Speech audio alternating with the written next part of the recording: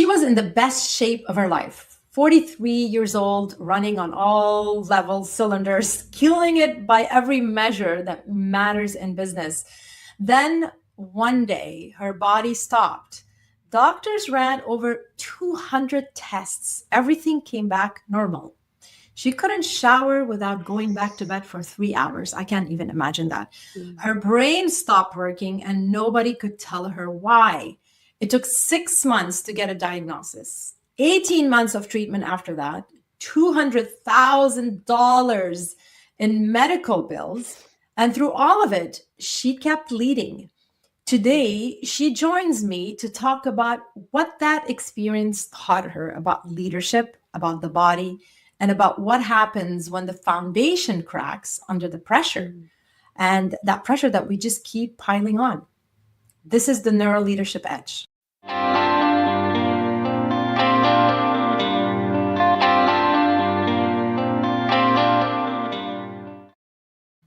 I'm Claire Hayek, neuro leadership expert, TEDx speaker, and founder of Mind, Soul, Purpose Team Building. I spent more than 20 years leading high-stakes projects and teams under pressure.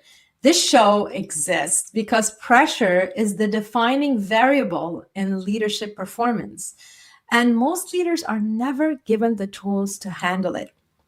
Today's conversation is going to give you 3 things: a complete different way to think about your body as a leadership asset and what happens to your performance when you stop treating it like one. 2, an honest look at what it costs to push through when your foundation is already cracked. 3, a practical lens for what holistic leadership actually means in actual practice, not as a theory, not as a concept, but as a lived operating system. So let's dive right in.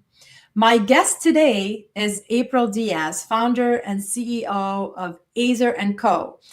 April has spent over 25 years in leadership and human development. She has worked with more than 1,000 leaders across industries, C-suite execs, professional athletes, Olympians, and emerging leaders worldwide. Her work centers on what she calls holistic leadership, the idea that actual external results are a direct reflection of internal capacity. She definitely speaks my language. And she has lived that principle in ways most people never have to. April, welcome to the Neuro Leadership Edge. How are you?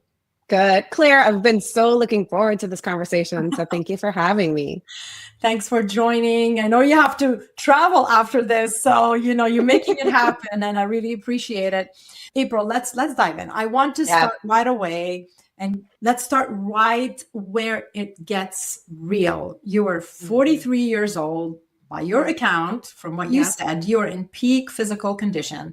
And then something happened that nobody could put their finger on it. Take us there. What actually happened? Yeah, March 30th, 2023, I got sick overnight. My body just collapsed. I was not functioning. I mean, you said it great in the intro. I had over 6 months of just countless doctor appointments, over 200 blood tests, referral after referral. Everything came back normal. And I was clearly not normal. And I am not someone who just goes, okay, well, I guess this is my new normal. I guess this is how I'm just going to have to function, because I was on a good day, like 50% of my capacity. And being so young and having been so healthy, it was just unacceptable for me. And so I kept pushing in and exploring and asking questions and researching. And I believe that, I'm ultimately responsible for caring for my body, not the doctors that I'm going to outsource that to. We're in partnership, but this is my body. I got to take care of it. Yeah. So finally, November of 2023, I saw the right doctor, got into the office. He listened to my story and said, I think I know what's going on. Let's run a couple of tests. Those 2 tests came back very definitive, very clear. And the diagnosis was highly elevated mold toxicity.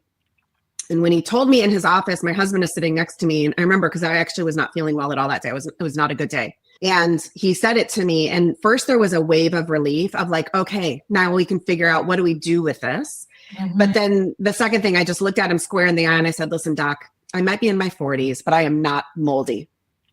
And he chuckled and was like, okay, this is You're what I'm working with. able to make a joke about it. That's pretty. I had to, because I was so sick for so long, and I'm not someone who gets sick. And so the relief was also kind of mixed in with this, oh, it just got really real. And I don't know what healing and recovery and treatment is going to look like. And so, yeah, in the moment, I had to make a joke. I had to make light of it. Right.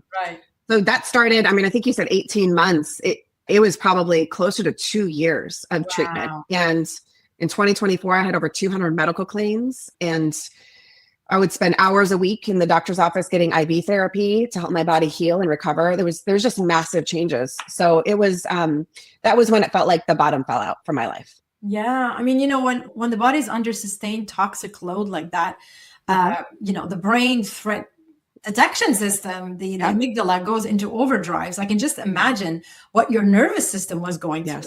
And when that alarm stays on for months, years, it literally begins competing with your prefrontal cortex, your brain CEO, in clear thinking, decision making. I mean, it's amazing. But I mean, I'm so happy that we're talking about this. I think this is very important.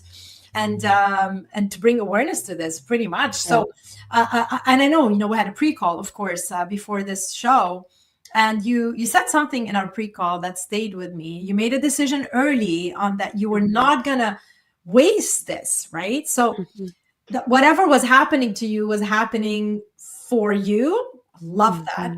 That is a significant shift to make when you are basically a non-functional person and in pain. It's huge for you to be able to take it that way. And I mean, it's horrible. And I'm not saying kudos for you, but I mean, what are you going to do? Right. So you took it as a gift and say, okay, what am I going to do with this? So I want to understand, I want to unpack, where did that come from? That your ability to be able to see this as something happening for you and not to you.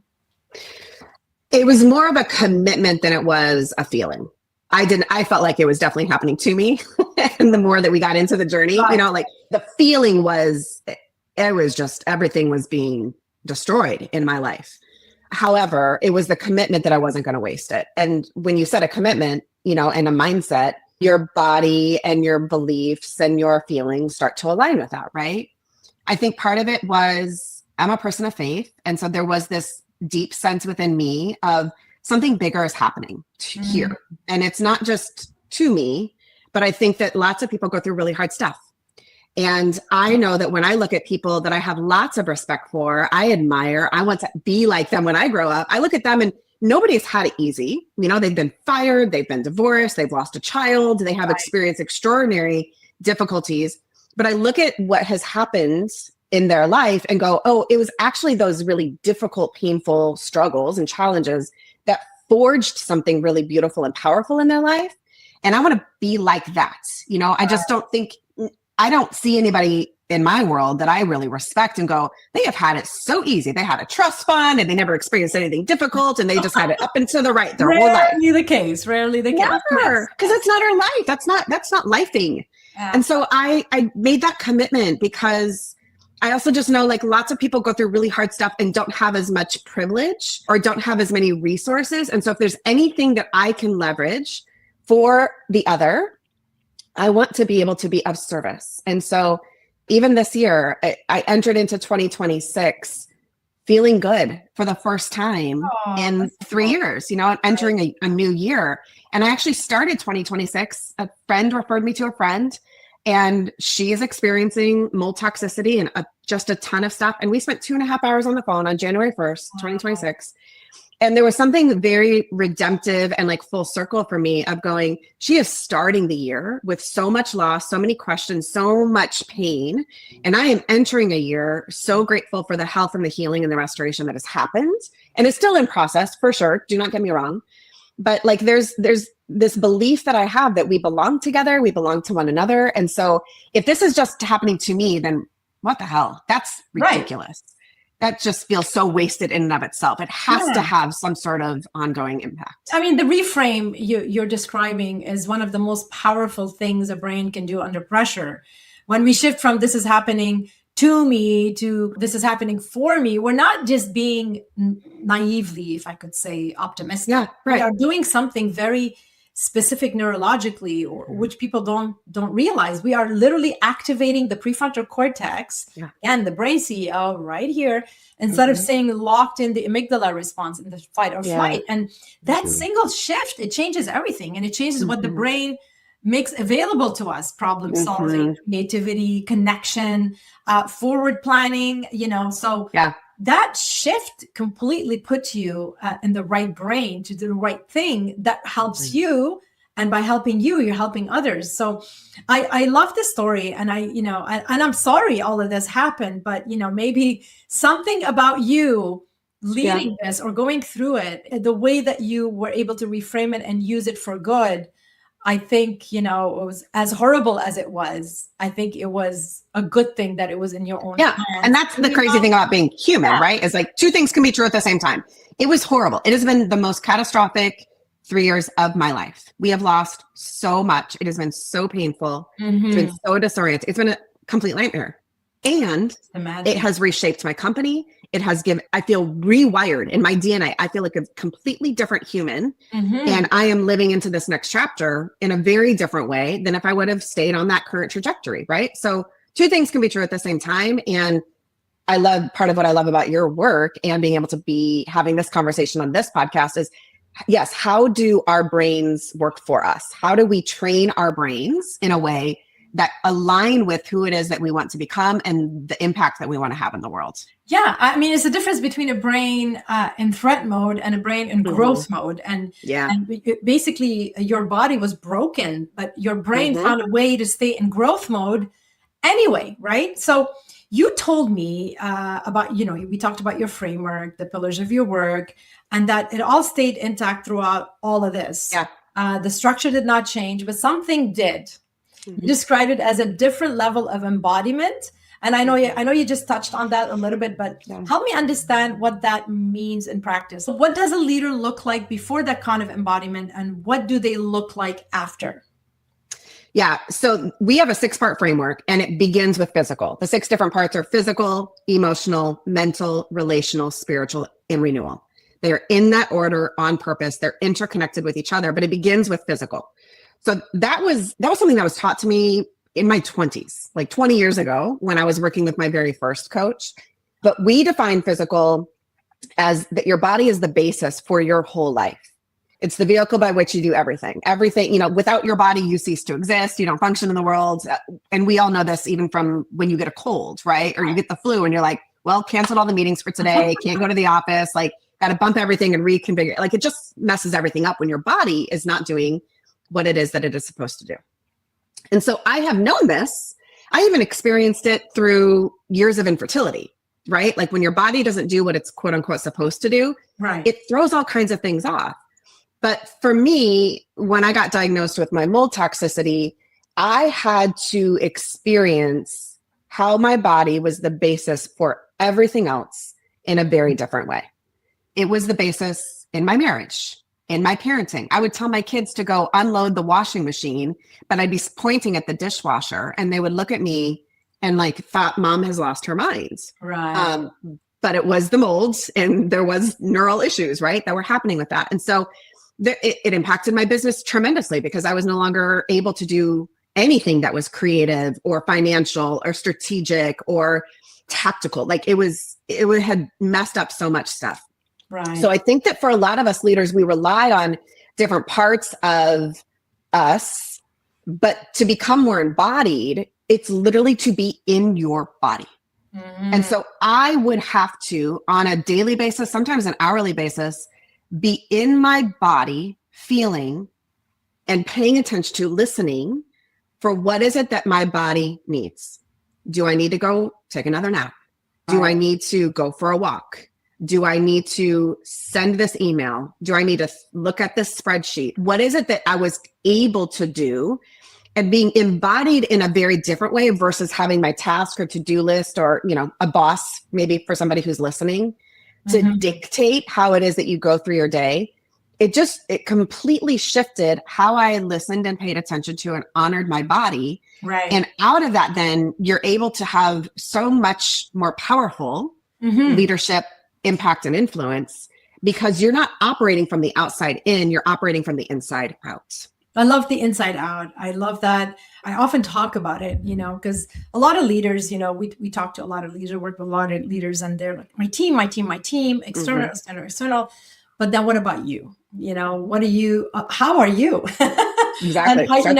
And I love what you taught, what you shared about the physical. It's very important. And, obviously neuroscience backs that sequence completely. The brain runs on the body, sleep, for instance, sleep deprivation alone actually reduces prefrontal cortex function by up to 30%. Can you imagine that? And some people are like, I don't need much sleep. And they're like close to burnout. You work with C-suite leaders, founders, teams. Based on everything you have seen so far, what is the most common thing high-performing leaders get wrong about leading themselves under pressure? Yeah. I think a lot of leaders use and abuse their bodies. They're not embodied. Yes, we power up. Power up. We push through. We force. We shove. We double down, right? We ignore all the warning signs. We're tired. We chug another cup of coffee. We feel anxious. We pop another Xanax. Like, there are ways and places for all of this kind of stuff, right? But for the most part, what I see for leaders is the external is driving everything. Right. It's whatever KPIs, metrics, goals, deadlines are in front of you, instead of moving from the inside out again. And so I fear that, I lament that for leaders, because it's just like we are using our bodies to just make all this other stuff happen instead of letting our bodies help to guide us and align us. And when that part happens, oh my gosh, the impact of that is so powerful. It's like unstoppable, because you're not powering up and pushing through and sucking it up. There is a flow that is very different. Absolutely. I mean, I hear that constantly in leadership circles, push through, I thrive under pressure, to a certain extent. And I get it. The brain actually has a biological mechanism that makes this feel correct, the right thing in the short term. That's the key word, in the short term. Exactly. Cortisol, and I'm sure you know this, cortisol and adrenaline, they create that temporary, that performance spike, that, wow, we're doing so well. This is great. It's working for me. And the problem is not what's happening at the moment. It's what comes after that, because sustained cortisol pretty much like damages your memory, the hippocampus, the learning center. It weakens your immune system. It narrows your perception. And leaders that, live through that, and they push through, that push through cycle, etc., literally running on borrowed, I guess, call it borrowed energy or borrowed time and capacity. And the body's sending signals to what you said. It's so important to listen to those signals before the body sends a crisis. And your story, April, is a reminder of what happens when those signals get ignored long enough. It's actually fascinating. And again, I mean, I think we're all victims of this. And even when we're aware of it, we kind of fall back into the pattern of drive through, tough, be tough, But I think we know better now. And I hope our listeners, in a way, I'm not saying we're the heroes. I'm just saying that it's something that you have to constantly remind yourself of, because I don't know about you. I mean, I fall into that trap as well. Absolutely. Yeah. But I'm able now to recognize, wake myself up and go, oh my God, okay, I've been doing this for the past day, but it's a day, maybe it's an hour. It's not a year. That's the difference, right? Yeah. You said a couple of things there that I just want to underscore, because I think it's important for the listener, for the leader who's listening. One of the things my first coach said to me is, life is not a marathon. It's a series of sprints. And those sprints are really valuable because therein you experience the challenges, the pressure, all of the stuff that you just said is happening, right? Like there's an intensity there. But on the other side of the sprint, you need recovery. And that's why our 6-part framework ends with renewal. It is in that order on purpose, because the renewal is where you actually process and metabolize stress, which leads us back into the physical. If we are not metabolizing stress, it gets metastasized within our bodies. And stress is good, right? When we work out, like I worked out this morning, and you have to lift heavy in order to break down the muscle, in order to build the muscle. It has to be put under stress in order for there to be growth. But you can't work out the same muscle at the same weight every single day. Otherwise, there will be tears, there will be damage, there will be injury. The same is true for the whole of our bodies. But for most leaders, we run from sprint to sprint to sprint to sprint to sprint to sprint. No and recovery. And then we like crash on vacation, and we come back and we're not even renewed because we're so overextended. We have pulled in those reserves for way too long. And like you said, we're moving on borrowed time. And so I think it's really important to think about the sprints and then the recovery for how is it that you are actually metabolizing your stress. And then the other thing that I want to say, just as a side note, but one of the things that felt really important to me when I got sick was I felt a lot of shame in the beginning because I was like, why didn't I see it coming? Why didn't I not know that I was experiencing and internalizing all of these toxins that was causing my body? And I can't go in retrospect and figure all of that stuff out. But one of the things that became very clear to me is it may not be my fault, but it is my responsibility. And sometimes things do happen to us that are not your fault. I did not ask for the mold to grow in my home, right? I did not eat Petri dishes and put them underneath the cupboards and the ceilings and the floorboards and, fester that mold. It wasn't my fault that happened, but it then became my responsibility. And as leaders, that's one of the first things that we do is we take responsibility. And so first and foremost, that has to happen with our body, with our recovery, with how we metabolize our stress. Yeah, definitely. Thanks for sharing. I like the muscle analogy. I love the sprint and the putting stress on the muscle and the recovery part. That's always good. It's always good to understand and embody that when you have something visual or relatable to look into, to compare it against, right? So, okay, it's time for the rapid fire, right? Short answers, first instinct. We're going to move through these. Ready? Yeah, we're ready. All right. So one word that describes how you led yourself through the hardest part of this experience. One word. Tenderly. What's that? Tenderly. Tenderly. I love it. The belief most leaders need to let go of right now. That you have to be certain in order to move forward. You don't have to have everything figured out. You can take that little step. Awesome. Best investment you have made in your own leadership capacity. For the better part of 20 years, I have taken a silence and solitude day every month. That's amazing. Amazing. I've done a four-part, 4-year, 4-day, no food, no water, no speaking, with more on the native, First Nations traditions. And it was life liberating. It's so good. And then when you speak after that, your voice is different. It's amazing how powerful that is. I didn't know that. Thanks for sharing. Okay, moving on. A book that shifted how you think. So many. I will say Brene Brown's Dare to Lead. Oh, that's a really good one.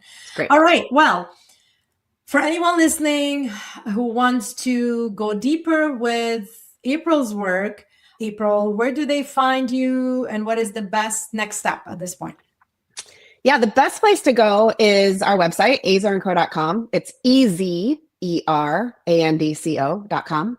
And if you want to kind of tiptoe into what does this holistic leadership look like, how am I really doing, on our homepage, you can click onto the whole leader snapshot.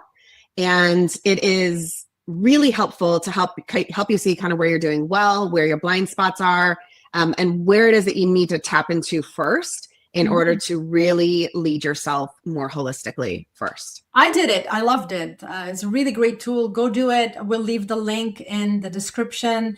I love when my guests add value to our listeners. Thanks, April. Absolutely. And for everyone listening, if today's conversation landed, if you recognize something in April's story about what happens when the foundation cracks under pressure, I want you to get your hands on my free pressure reset scripts.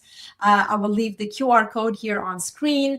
There's 7 short, specific mental resets for real moments. So when that pressure is coming, it's pressing and it's high, And you need to think clearly and stay grounded. You could just download these. I will also say the URL. It'll also be in the description, clairehyatt.com/reset. Download them, use them. They're for you. And before I let you all go, reminder, this is so important. Subscribe to the Neuro Leadership Edge podcast. This is not just, hey, subscribe. No, there's a reason why I ask. Every subscriber helps this show grow, reach further, and bring you the caliber of guests and conversations that actually move the needle. So by subscribing, the show becomes more popular and I'm able to attract different caliber of guests. And I'm blessed that I have wonderful guests like April joining us today. But let's all work at this as a community. This is why I do it. I do want to bring value to you and to my guests as well. April, thank you for bringing your full story here today. It takes courage. It takes courage to be this honest about what broke and what you built.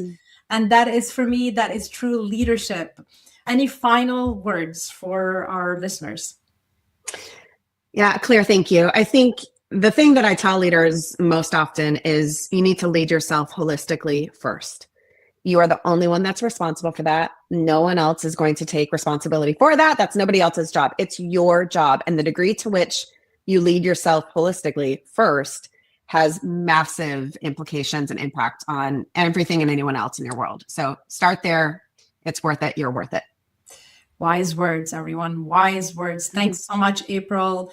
Lead boldly, stay human, and turn every challenge into a gift because they are gifts. See you all next week. Thanks so much, April.